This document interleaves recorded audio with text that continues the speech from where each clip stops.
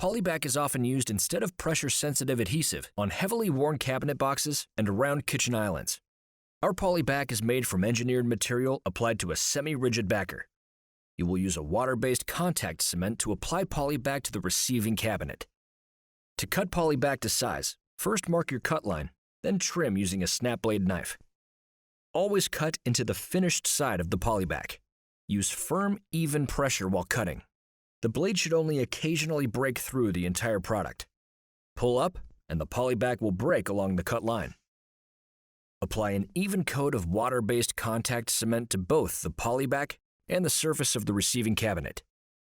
Please note, the contact cement must be completely dry on both surfaces before you apply Polyback to the cabinet. The adhesive changes to a clear opaque transparency as it dries, but this doesn't mean it's completely dry. A good test is to touch your finger to the surface and make sure it doesn't stick. After the adhesive is completely dry, align the Polyback with the cabinet, ensuring it's flush with the top edge. The Polyback will bond instantly when it touches the cabinet surface, so make sure everything is lined up properly before you press down. Apply pressure in a downward motion, smoothing out air pockets.